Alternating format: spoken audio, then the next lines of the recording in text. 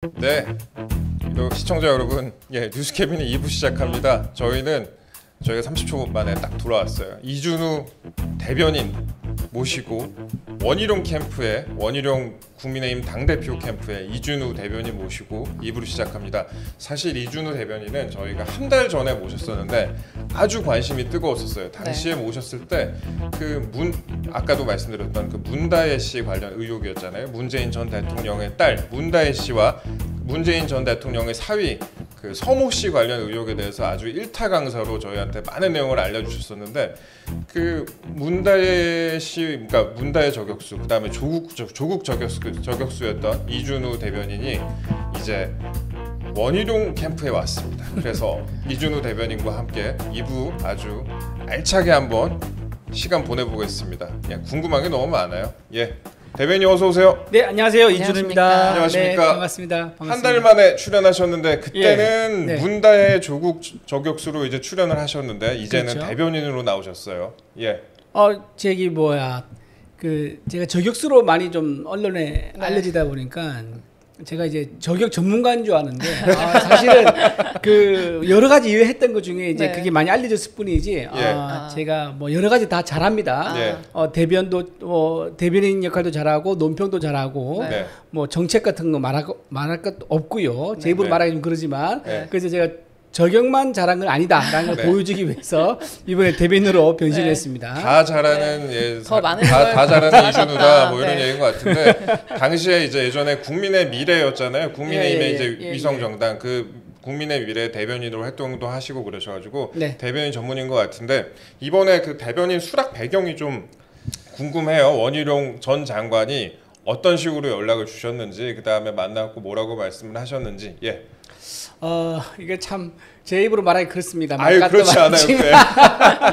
일단 캠프가 지금 4개가 있잖아요. 캠프에서 연락이 다 왔습니다. 다 연락이 다 왔고 팩트고 그다음에 직접 만나신 분은 2명이에요. 만났고 그 중에서 제 손을 덥석 잡으면서 꽉 잡으면서 저한테 같이 하자라고 제안하셨던 분은 원희룡 후보입니다. 그래서 꽉 잡았기 때문에 꽉 잡았을 때 그 느낌이 그 정말 간절함, 절박함이 느껴졌고요. 또 말씀하시는 들어보니까 저도 공감이 많이 갔고 그래서 원희룡 캠프에 합류하기로 결정했습니다. 예전에 그 두 분이 대장동 관련 사건 관련해서도 그 대변인도 대장동 또 열심히 하셨잖아요. 그 윤석열 대통령 후보 선대위 시절에 정책본부장을 했었거든요. 그 원희룡 후보가 제가 거기에 같이 있었어요. 거기 같이 있으면서 그 대장동 의혹 그 조사하는 걸 같이 했었고 그 다음에 그때 송영길 또 그때 민주당 당 대표였었죠. 현 소나무당 대표인가요? 현재 소나무당 대표고 학교도 한번 갔다 오셨죠. 아이고, 그분이 이제 추진했던 사업 중에 누구나 집이라는 게 있어요. 맞아요. 그 관련된 의혹이 있어가지고 그 의혹을 제가 또 조사를 하면서 더 가까워졌었죠. 어제 제가 저는 그 후보님들 윤상현 의원님 빼고는 이제 어제 세 분이 같이 하셨잖아요. 1시간 텀을 두고 같이 하셨는데 보면서 이제 전 다 봤어요. 3시간 동안 쭉 다 봤는데 보면서 그 대변인님께서 나오신 장면을 보고 되게 반가웠어요. 저는 그런 거 있잖아요. 영상 보면 다 아는 얼굴들이구만 근데 거기서 이제 아는 얼굴 찾는 재미가 있는데 그 원희룡 후보님이 이제 말씀을 다 끝내고 난 후에 이제 대변인들을 다 하나씩 소개를 해주시는데 그 이젠마 대변인도 소개를 해주시고 그 다음에 우리 이준우 대변인도 소개를 해주시면서 이렇게 팔을 딱 이렇게 짚고 이런 걸 보면서 이준우 대변인께서 저기 가셨구나. 저 그걸 알게 됐고 근데 가면 간다고 연락이라도 하지 왜 저한테 연락도 안 하시니까 너무 바빴어요. 바빴다. 전화에 불이 나가지고 바빴습니다. 전화기에 불이 났다. 인기가 많았다. 4개 캠프에서 다 오라 그랬다. 하지만 손을 뭐 바짝 잡아주신 그 원희룡 그 후보한테 가장 끌려갖고 오게 됐다. 그런 얘기를 하셨는데 이제 그러면은 원희룡 후보, 원희룡 전 장관인데 원희룡 후보라고 제가 말씀을 드릴게요. 그러시죠. 호칭을 그렇게 하는 게 좋을 것 같아요. 원희룡 후보 어제 출마 선언부터 좀 물어볼게요. 그 출마 선언 첫 메시지가 이러다가 다 죽습니다 이거였어요. 이게 그 오징어 게임인가요? 그 명대사였던 것 같은데 형 이러다 다 죽어 이거였던 것 같은데 이게 어떻게 그 메시지를 이렇게 처음에 그 제시를 하게 됐는지 그게 궁금해요. 저희 이따 PD님이 한번 띄워주실 거지만 그 명함 같은 거에도 써 있더라고요. 뭐 이러다 다 죽는다 뭐 이렇게 써 있더라고요. 페이스북 제가 보니까 나와 있던데 뭐 어떤 의미로 그거를 강조를 하신 건지 그 내용부터 좀 여쭤보겠습니다. 현재 우리 당의 상황을 가장 지박적으로 한 문장으로 이제 하다 보니까 정리한 게 이러다 우리 다 죽어. 오징어 게임에서 보면요, 그 참가자들이 나중에 패닉에 빠지거든요. 패닉에 빠져. 패닉 죄송합니다. 아닙니다. 예. 어제 야근을 늦게까지 했더니 목이 패닉에 빠져가지고 나중에 서로 이제 막 사륙전을 벌려요. 그때 그 상황에서 그 노인이 벤치 맨이 올라가서 그만해 이러다 다 죽어라고 하면서 전부 다 각성을 하는 장면이 나옵니다. 그게 유명한 장면이죠. 근데 그 장면이 지금 우리 당의 처한 상황이랑 매우 닮았다. 지금 이제 속된 말로 이 안에서 서로 본인의 계산, 본인의 어떤 뭐 정치적 목표 때문에 이제 출마를 하신 분들하고 또 세력을 만드는 분들이 많이 계세요. 어느 후보로 제가 말씀 못 드리겠지만 그렇게 보이시는 분들이 있기 때문에 이러다가 우리 당이 지난번처럼 내부 분열에 의해서 당이 망하고 또는 정권을 넘겨주고 스스로 넘겨줬지 않습니까? 지난번에는 그런 상황이 또 반복될 수 있겠다. 이제 그런 상황을 이제 우려서 하는 말이 이제 이러다 우리 다 죽어 그 말이 되겠죠. 아 그렇군요. 네 말씀. 근데 제가 오징어 게임 저는 잘 안 봐갖고 몰랐었는데 성대모사는 잘하시잖아요. 그 대사만 기억이 나요. 저 성대모사요? 저 성대모사 못하는 거 없어요. 성대모사 다 하는데 안 비슷해서 그렇지. 아니라고 할 줄 알았는데. 근데 이제 저희가 또 자세한 내용 또 궁금한 거 많이 여쭤보겠는데 우리 세범 씨가 또 물어볼 게 있고요. 아니 그 레드 팀을 운영하겠다는 내용이 특히 많이 보도가 됐거든요. 이게 레드 팀이 어떤 내용인지 좀 설명 부탁드립니다. 레드 팀이 보통 이제 협상하는 곳에서 많이 써요. 예를 들면 기업들이라든가 또는 이제 통일부 외교부 이제 또는 이제 전쟁할 때 이제 적과 이제 협의를 할 때 이때 상대가 어떤 카드를 들고 나올지를 실제로 이렇게 서로 협상 안 해보면 모르잖아요. 그러니까 내부에서 가상으로 협상을 하는 역할을 하는 거거든요. 그러니까 이 팀은 철저히 상대방이 돼가지고 우리를 공격을 하는 거죠. 거기서 좋은 장점이 뭐냐면은 예측 가능한 카드를 우리가 읽을 수 있다는 거거든요. 그리고 상대가 무엇을 정말 원하는지 이거를 이제 알 수 있게 되는데 지금 우리 레드 팀을 만약에 우리 당에서 운영한다 그러면은 요지는 그거예요. 대통령한테 우리 당원들의 뜻 그리고 민심이 뭐라는 거를 잘 알려줄 수 있는 역할은 아무래도 용산 자체보다는 정당이 훨씬 수월하거든요. 많은 당위위원장을 거느리고 있으니까. 그래서 그 재원들 그리고 당원들 그리고 이제 이제 정당에 대한 전문가들 몇 분도 계세요. 이렇게 섞어가지고 홀수로 해서 팀을 만들어서 거기서 정제된 또는 취합된 여론을 용사에 전달하는 역할. 이 역할이 레드팀이라고 보면 될 것 같아요. 그러니까 그동안의 커뮤니케이션이 용산하고 좀 대통령실하고 상대적으로 좀 원활하지가 않았다 이런 걸 인정을 하고 레드팀으로 만들어서 구성을 해서 조금 더 원활하게 하겠다. 그런 의미 정도로 이해하면 될까요? 될까요? 그러니까 더하거나 덜 하거나 이제 가감 없이 있는 그대로 전달하는 역할을 레드팀을 만들어서 하겠다. 그 언론과 또 국민의 목소리도 많이 또 반영이 되면 좋겠어요. 만약에 대표가 되신다면은 레드팀 구성에 있어서. 그렇죠. 근데 대통령실에서는 자체적으로 민심을 파악하기에는 좀 한계가 있어요.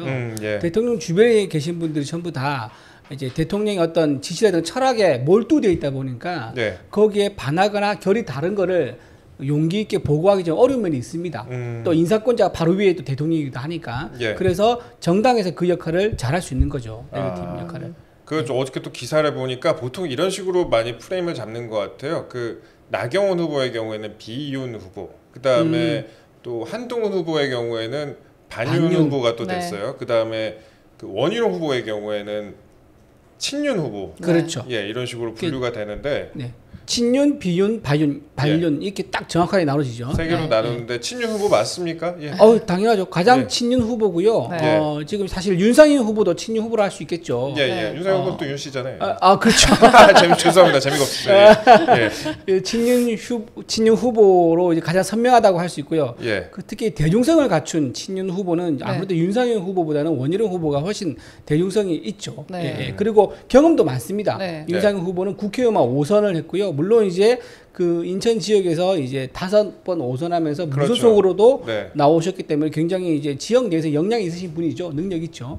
하지만 이제 원희룡 후보는 장관과 도지사가 경험하면서 쭉 올라왔기 때문에 훨씬 더 경험도 많고 행정 경험도 있다. 대중성도 있고 이런 게 장점이겠습니다.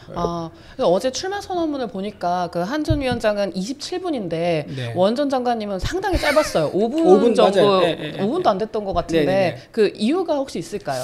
어저께 기다리면서 왜 이렇게 빨리 끝나 이랬을 것 같은데 거의 뭐 4배 차이니까요. 기자분들 당황하신 것 같더라고요. 끝난 거 맞아?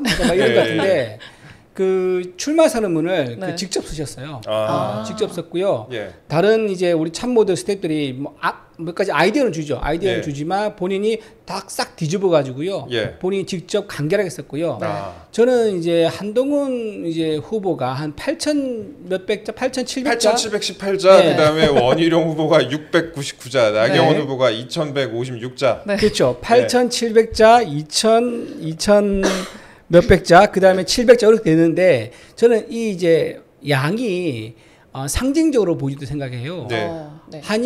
한동훈 컬러인가요? 네. 한동훈 후보는 그만큼 할 말이 많아. 이 왜 할 말이 많냐면은 해명해야 될 게 많은 거예요. 해명해야 될 것도 많고 자기가 당원들한테 설득하려는 마음이 급해. 그럼 말이 길어집니다. 한동훈 후보는 그걸 상징적으로 보여준 것 같아. 이렇게 좀 길게 출마 선언을 한 거는. 그 다음에 이제 나경원 후보는 좀 그나마 덜하죠. 한동훈 후보보다는. 하지만 원희룡 후보보다는 할 말이 좀 많아. 그러니까 한 2,000 몇백 자 되고요. 그 다음에 제일 명확하게 선명하게 신윤희 후보는 사실 딱 간단하고 명백하기 때문에 말을 굳이 길게 할 필요가 없어요. 그러니까 700자에서 끝냈다. 이게 상징적이다 이렇게 생각합니다. 저희 댓글 보니까 좀 싸우고 계신 것 같은데 저희 모든 후보들 다 부를 테니까 모든 후보 측 다 부를 테니까 싸우지 마시고. 아 맞아요. 저 다음에 또 옵니다. 그러니까 재밌게 보시고요. 그 다음에 제가 어제 보니까 근데 그런 부분이 있었어요. 원희룡 후보가 그 얘기를 했었어요. 질문 다 받겠다고 끝까지 다 받겠다고 맞아요. 맞아요. 그거 보시면 좀 어떠셨어요? 역시 그 자신감 뿜뿜 경륜이 있고 관록이 있다. 그걸 좀 현장에서 바로 느낄 수 있습니다. 보통 대변인 다니면은 옆에서 이제 그 후보가 얘기를 할 때 많이 긴장되게 말하면 이제 아유 언제쯤 끝날까 저 얘기하면 되고 안 되는데 뭐 이런 거 내용을 얘기를 하실 텐데 어제 보면서 이렇게 옆에서 또 오래 서 계시더라고요. 그래서 뭐 중요한 내용 아닙니다. 근데 그 중요한 내용 같은데 이제 끝장 토론하는 식으로 하겠다는 거 있잖아요. 이거 여러분 잘 보셔야 돼요. 이게 뭐냐면 나중에 방송 토론을 하게 될 거거든요. 그때 보면은 정말 재밌는 이제 모습을 보게 될 겁니다. 그러니까 한동훈 후보가 사실 토론장에 나선 적이 거의 없습니다. 제가 알기로는. 그래요. 그래서 이제 어떤 이제 상대를와 1대1로 이제 이제 공격하고 방어하고 이제 이런 거 했었지. 이제 3자 구도 속에서 본인의 생각을 드러내는 거. 그리고 우리 당원들에게 상처받지 않으면서 말을 해야 되는데 그런 자리는 처음이거든요. 그래서 아마 한동훈 후보가 토론에서 어떻게 나올지 이거 보는 것도 아마 재밌는 포인트가 될 겁니다. 토론도 한번 재미있는 포인트가 될 것 같다 이렇게 말씀을 하셨고 그다음에 또 다음 질문 또 준비한 게 많은데요. 그 최상병 특검법, 그러니까 해병대원 특검법 관련된 내용이 어제 이제 그 출마 선언에서 각 후보들의 그 Q&A에서 그 가장 중요한 부분이었던 것 같아요. 보면은 그 최상병 그 특검법과 김건희 여사 특검법에 대해서 원희룡 후보는 어떻게 얘기를 하셨습니까? 어떤 입장으로? 대통령이 말씀했던 입장, 용산 입장과 100% 일치합니다. 그러니까 최상병 특검 같은 경우는 결과를 보고 미진하면 그땐 내가 스스로 특검을 요청하겠다 이제 이렇게 말씀하셨었고 김건희 특검도 마찬가지죠. 지금 공수처에서 하고 있으니까 그 결과를 보고 미진하면 이제 보완하겠다라고 했기 때문에 어제 그 말씀을 원희룡 후보도 똑같이 100% 똑같이 말씀을 했습니다. 근데 어느 후보는 좀 다르게 얘기를 했죠. 얘기가 있었잖아요. 그러니까 그 대통령이 먼저 김건희 여사 특검법에 대해서는 그러니까 본인이 먼저 이제 사과하는 식으로 최근에 얘기를 했었잖아요. 그러니까 어제 이제 원 후보도 그런 식으로 얘기를 좀 했었던 것 같고 그 다음에 이제 그 아까 다른 후보는 얘기를 다르게 했다 이렇게 얘기를 하셨는데 그 내용 좀 한번 세범 씨가 알려주세요. 그 한동훈 위원장이 그 최상병 특검을 띄우니까 또 어제 저녁에 원전 장관님이 그 페이스북 메시지를 또 올리셨어요. 그거 캡처로 좀 올려주세요, PD님. 그러니까 그 내용이 이제 한 위원장의 최상병 특검법 관련된 그 발언을 염두에 둔 건 아니냐 이런 해석이 나오는데 이게 다 죽자는 거냐 아까 그 오징어 게임의 그 말 이제 그 말이 그대로 이제 담겨 있다고 봐요. 그 최상병 특검이란 것은 순수하게 어떤 사건의 실체를 밝히자는 그런 특검이라고 보는 건 굉장히 순박하고 나이브한 생각입니다. 지금 민주당에서는 최상병 특검으로 갈고리를 걸어서 대통령을 어떻게든 내려보자 이제 이런 지금 시기이기 때문에요.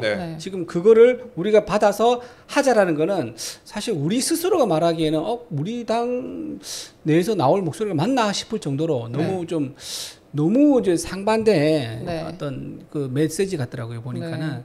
그래서 이제 어제 언론에서 분류를 하기를 이제 반윤이 아니냐라고 이제 본인이 그 이제 최상배 특검 추진을 얘기하면서 그게 딱 언론에서 분류를 그렇게 한 것 같더라고요.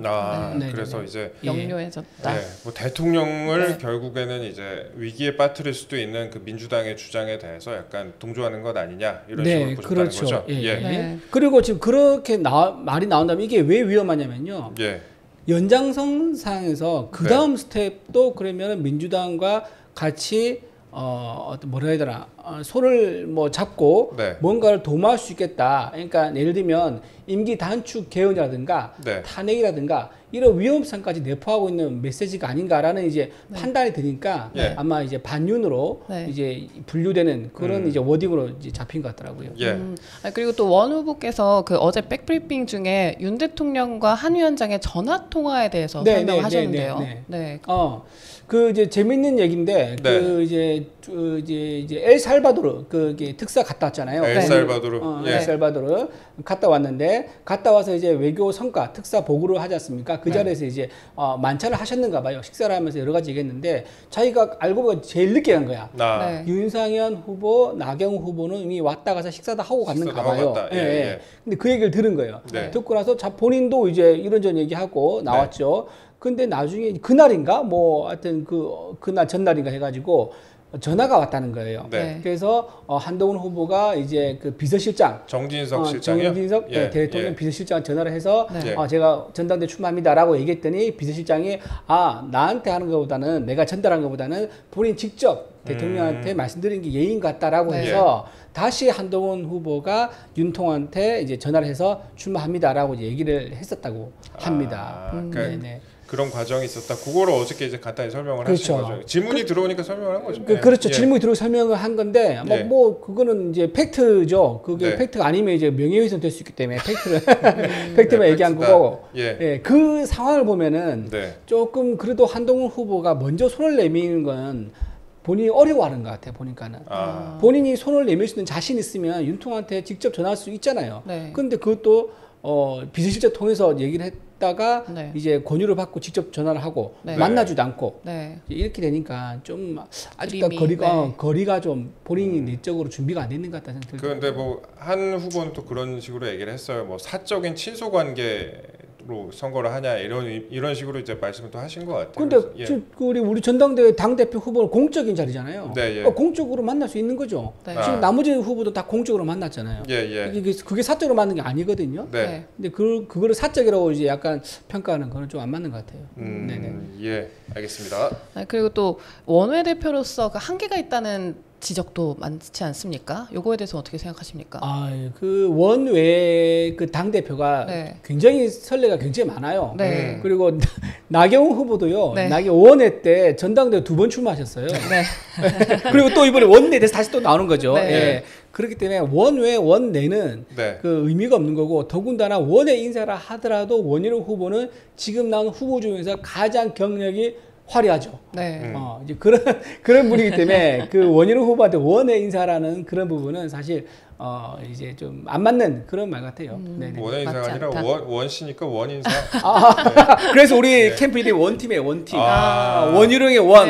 그리고 우리 원 팀워크 할 때 그 하나의 원. 그래서 원팀 이렇게 됐습니다. 레드팀 원팀. 레드팀 원팀. 오늘은 또 어떤 메시지가 나올지 좀 기대가 되네요. 그 다음 질문을 할 게 없어서 좀 간단하게 그 캠프 분위기 먼저 좀 여쭤볼게요. 보통 저도 이제 정치부에 있어봤고 그다음에 취재를 많이 해봐서 아는데 이렇게 한번 캠프가 돌아가면 잠을 못 자요 사실. 그렇죠. 어제 몇 시간 주무셨습니까? 저도 어제 1시쯤 잔 것 같아요. 1시쯤에 기자 그 단톡방에 뭐 좀 올려주느라고 좀 늦게 잤습니다. 그리고 그 원 후보의 경우에는 캠프를 좀 약간 뭐랄까요 갑자기 만든 거잖아요. 지금 그렇죠. 뭐 며칠 사이에 갑자기 만든 거여가지고 그래서 더 이렇게 며칠간 굉장히 빡셌을 것 같아요, 사실. 가장 힘들었던 게 캠프 사무실 구하는 거 있잖아요. 그게 힘들었어요. 어디 구했다고 기사 구했어요. 나온 것 같은데. 삼보 빌딩이라고 당사 국민의힘 당사 바로 앞에 있는 거거든요.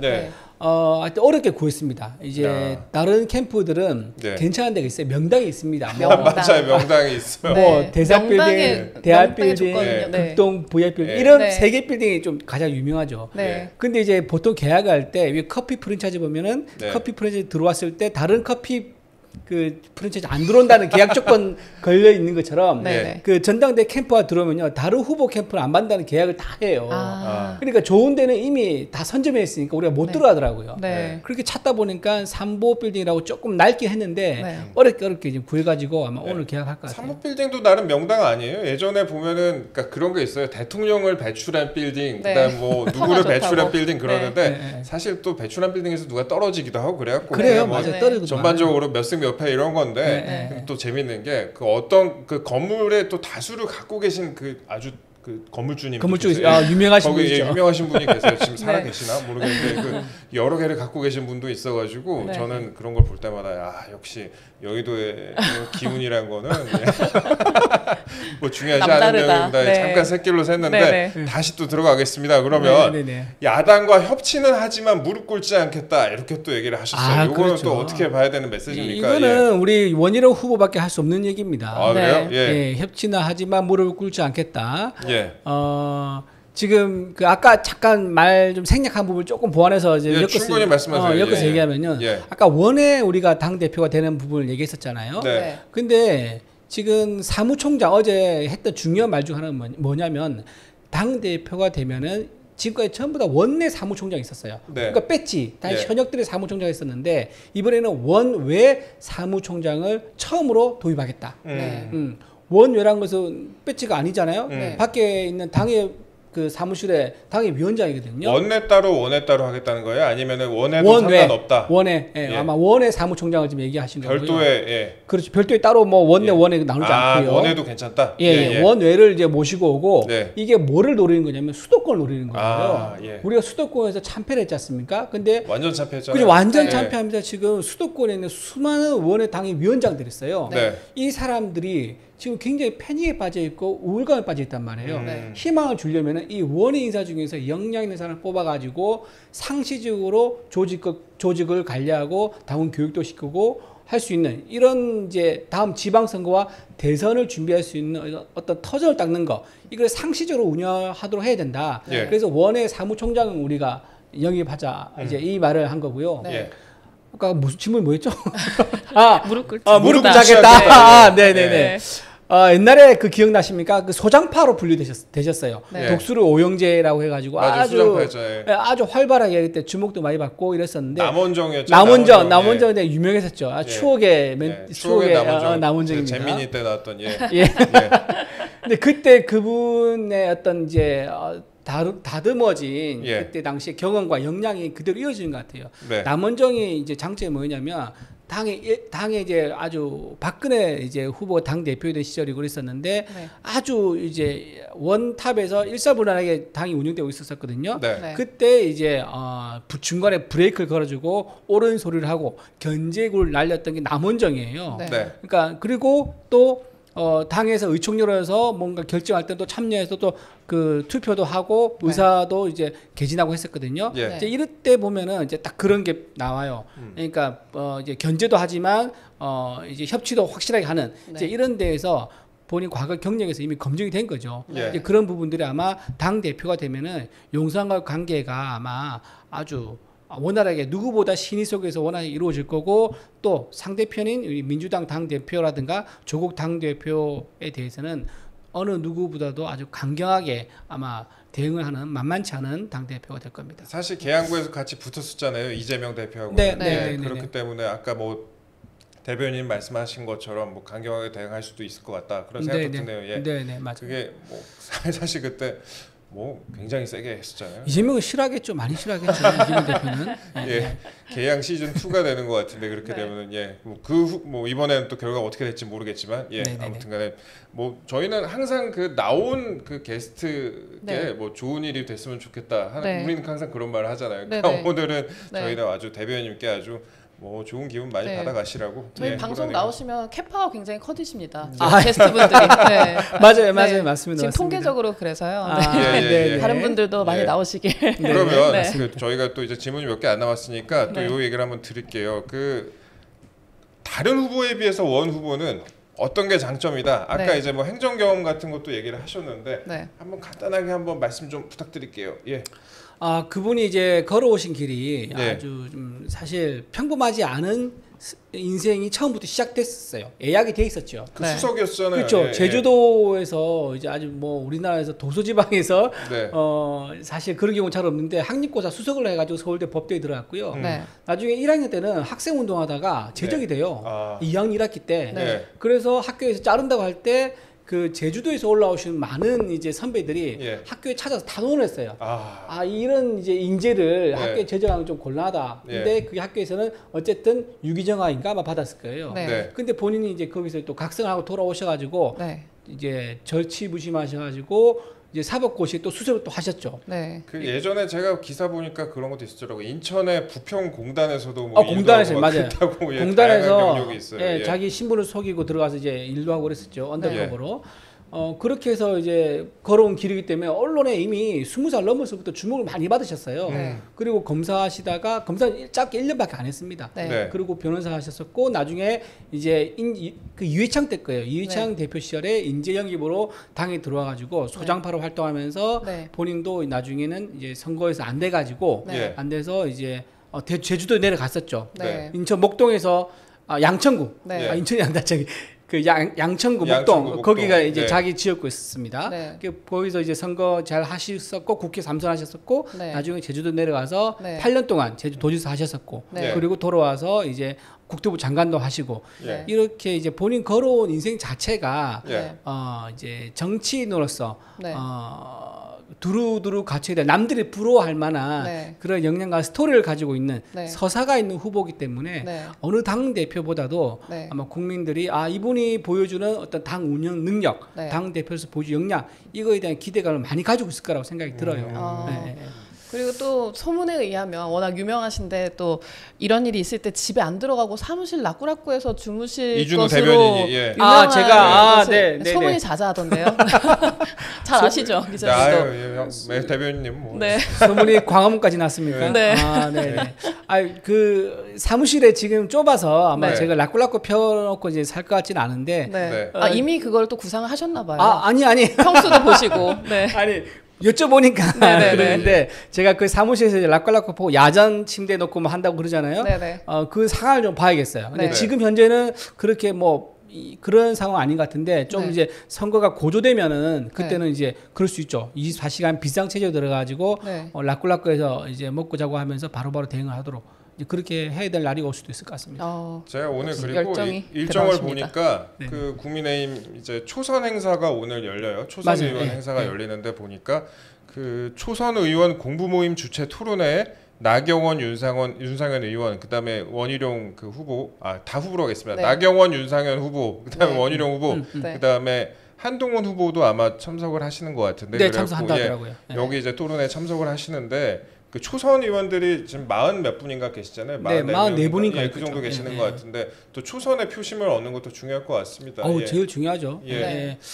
그 지금 네 분들이 가셔가지고 각자 오늘 어떤 말을 할지 이제 언론들이 많이 관심을 가지고 있고요. 오늘 특히 한동훈 후보가 뭐 어제 했던 말 있지 않습니까? 특검 추진이라든가 이런 얘기, 이런 얘기에 대한 해명, 추가적인 해명 이런 게 좀 있을 것 같고. 그 2차전이 좀 나오겠네요. 2차전이 나오겠죠. 또 거기에 대해서 또 어제 원희룡 후보, 나경원 후보, 윤상현 후보가 각각 얘기를 할 거고 아마 자기가 구성하고 있는 당원들 대상으로 공약이 또 있어요. 아까 제가 말씀드린 것처럼 원의 이제 사무총장 이 얘기가 아마 좀 더 정교하게 좀 더 나올 것 같고 그 다음에 지금 여의도 연구원 이제 개편 문제 개혁이죠. 혁신하는 문제 그 다음에 인재 그 양성 프로그램이 있는데 그걸 어떻게 운영할 것인가 이것도 비전을 어제 말씀하셨었거든요. 그 얘기도 아마 좀 다시 하지 않을까 싶습니다. 여의도 연구원 얘기만 저희가 마지막으로 한번 여쭤볼게요. 여의도 연구원에 그 우리 대변인님도 계셨었잖아요. 연구위원으로 계셨었는데 네네. 어제 이제 한동훈 후보의 경우에도 여의도 연구원 개혁 관련 얘기를 했었어요. 근데 이번에 총선을 겪으면서 보니까 여의도 연구원의 문제를 지적하는 후보들이 굉장히 많았거든요. 맞았죠. 그 여론조사 결과 자체가 같이 공유가 안 됐었다. 그다음에 원장에 대한 또 불만을 토로하는 분들도 상당히 많이 있었어요. 그거 한번 직접 겪으신 입장으로서 어떻게 보세요? 그게 여의도 연구원은 제가 이제 각각 파트가 이제 되게 파티션으로 좀 많이 나눠져 있어요. 여의도 연구원에 하는 업무가 되게 좀 보안을 요하는 업무가 많아요. 왜냐면 원내에 있는 어느 의원 또 어느 당의 위원장에 대한 분석도 있고 그분에 대한 여론조사도 있고 뭐 빅데이터 분석도 있어요. 이러다 보니까 서로 이제 좀 소통이 안 되도록 보안 유지가 많이 되거든요. 그래서 제가 뭐 다른 팀원들하고 얘기하고 이런 건 없는데 전체적으로 제가 밖에서 들은 거하고 안에 분위기를 보면은 이번 총선에서 여연이 좀 역할을 좀 못했다 라고 편이 대체적이에요. 그런 평이 아까 말씀하신 것처럼 여연이 가지고 있는 큰 장점이 뭐냐면 이 여론조사의 정확성이에요. 이게 일반 뭐 유명한 갤럽 여론조사 이런 거 있잖아요. 이런 것들보다 더 정확하다는 게 여의도 연구소 여론조사였거든요. 그랬었죠. 근데 그거를 왜 활용하는지 저도 의문이에요. 그거를 후보한테 또는 접전지에 있는 후보한테 적어도 줘야 됐었어요. 주면서 전략을 새로 짤 수 있게 해줬어야 되거든요. 나경원 후보 같은 경우에도 저희 방송 출연해갖고 여의도 연구원의 그 조사 결과 자체가 공유가 안 됐다. 불만을 토로를 하시더라고요. 맞아요. 그거 다 모든 후보들 같이 공감하고 있는 내용이에요. 그게. 근데 그게 왜 이번에 막 당 대표가 오면은 거기에 대한 아마 분석이 있을 거예요. 아마 컨설팅을 받든지 해서 아마 어떤 사유 때문에 그런 식으로 돌아갔는지 이것도 좀 분석이 가능할 것 같거든요. 어쨌든 이제 그런 것들이 지금 뭐랑 비교되냐면 민주당에 있는 더민주라는 곳이 있습니다. 연구소. 거기와 너무 비교가 되는 거예요. 요즘에 거기가 더 잘한다고 그래요. 더 잘하는 얘기 많죠. 양정철 씨가 거기 가서 이제 부원장하고 원장 했었는데 그 이후로 확 체질이 바뀌었다 그러더라고요. 그래서 우리가 좀 그런 걸 좀 반성을 하고 적어도 더민주보다는 뛰어난 연구소를 가져야 되지 않느냐. 원래 그런 정치연구소가 우리가 이러거든요. 한나라당에서 만들었던 게. 그래서 다시 옛날의 명성을 되찾기 위해서는 전반적인 검토가 좀 필요하다. 이게 아마 우리 원희룡 후보뿐만 아니라 다른 후보도 다 똑같이 생각을 하고 있을 거예요. 그리고 이제 뭐 러닝메이트 같은 것도 이제 보도가 좀 많이 되는데 어제 이제 한동훈 후보의 경우에는 러닝메이트 박정훈 의원, 그 다음에 진종호 사격 선수, 진종호 이번에 온 의원, 그 다음에 또 장동혁 의원이었나요? 제가 정확하게 이건 기억이 안 나는데 장동혁 거론됐었죠. 그런 분들이 거론이 되는데 아직 뭐 원 후보님 쪽에서는 그 러닝메이트에 대해서 따로 뭐 입장 같은 건 없으신 것 같아요. 그냥 뭐 러닝메이트 꼭 있어야 되나 이런 입장이신가요? 어제 그 기자회견 할 때 백프립 할 때 좀 말씀하시더라고요. 들어보니까는 그 연락 오시는 분도 있대요. 연락 오시는 분도 많고 본인도 생각해서 서로 대화하신 분도 있고 한데 곧 기사가 나오겠네 그러면은 있어가지고 조금 시간이 걸릴 것 같아요. 많이는 안 걸리겠지만 조금 시간만 좀 지나면은 아마 우리 좀 원희룡 후보 쪽 러닝메이트도 곧 이제 윤곽이 나올 거라고 지금 봅니다. 알겠습니다. 그러면은 저희는 이준우 대변인 종종 좀 모시고 앞으로 한 달 남았네요. 딱 한 달. 남았죠. 딱 한 달 남았으니까 아마 한두 번 정도 더 저희가 모실 기회가 있을 것 같은데 그때는 또 새로운 내용으로 또 많이 저희한테 알려주세요. 뭐 안 알려진 내용 같은 거 있으면 좀 많이 알려주세요. 그래가지고 저는 이준우 대변인 그런 생각이 들어요. 제가 뭐 이번 전당대회에서 누가 당선되면 좋겠다 이런 생각은 뭐 저는 전혀 방송에서는 얘기 안 할 건데 이준우 대변인 같은 경우에는 굉장히 인생을 열심히 사는 허슬 플레이하는 정말 열심히 사는 분이에요. 제가 개인적으로도 친소관계가 있는 사이인데 있죠. 진짜 저는 이준우 대변인이 이번에 전당대회에서 많은 활약을 해줄 것으로 기대를 하고 있습니다. 저희 방송을 종종 찾아주시고 마지막으로 저희 시청자 여러분께 한 말씀 부탁드리겠습니다. 그 원희룡 후보를 위해서나 본인을 위해서나 간단히. 여러분 이게 사투리가 괜찮습니다. 우리 지금 우리 보수 우파가 이제 총선에서 패해서 많이 이제 상처를 받고 의기소침해 있거든요. 근데 그래서 어대안이라는 얘기가 좀 나왔었어요. 근데 여러분 보시면 아시겠지만 어대안이 지금 아닐 것 같아요. 그리고 그 선두에는 원희룡 후보가 있고요. 그래서 그 원희룡 후보가 어떤 메시지를 내는지 우리 당의 비전을 어떻게 그리고 있는지 좀 관심을 많이 가져주시고요. 보수가 살아야 나라가 삽니다. 네. 많은 분들이 또 시청하고 계시겠지만 저는 이제 그렇게 생각하고요. 우리 당이 다시 재건돼서 건강한 모습으로 국민들에게 사랑받을 수 있도록 그렇게 노력을 다할 테니까 좀 응원을 좀 보내주시면 고맙겠습니다. 예, 감사합니다. 오늘 저희는 열혈 남자 이준우 전 보좌관, 베스트셀러 작가, 이준우 현 국민의힘 원희룡 당대표 캠프 대변인 모시고 즐거운 시간 함께 했습니다. 아주 유익했던 것 같아요. 저는 이준우 대변인과 함께하면 오디오가 안 비어서 좋아요. 언변이 너무 좋으십니다. 예. 네. 고맙습니다. 앞으로도 저희는 이번 전당대회 관련해서 여러 후보 캠프 다 모시고 아주 국민들, 시청자 여러분들, 뭐 지지층, 국민의힘 지지층 등등 다들 궁금해하시는 내용 많이 여쭤보고 좋은 시간 가져보도록 하겠습니다. 저희 오늘 준비한 내용 여기까지고요. 저희는 내일 오전 7시 30분에 더 많은 내용 준비해가지고 찾아뵙겠습니다. 구독과 좋아요, 알림 설정 부탁드리고 오늘 많은 분들이 찾아주셔서 대단히 감사합니다. 아마 이준우 대변인 덕분인 것 같아요. 고맙습니다. 예. 알겠습니다. 더운데 감기가 걸릴 수도 있으니까 더운데 에어컨 조심하세요. 에어컨 조심하고 건강 조심하시고 저희는 내일 오전 7시 30분에 다시 찾아뵙겠습니다. 시청해주셔서 대단히 감사합니다. 고맙습니다.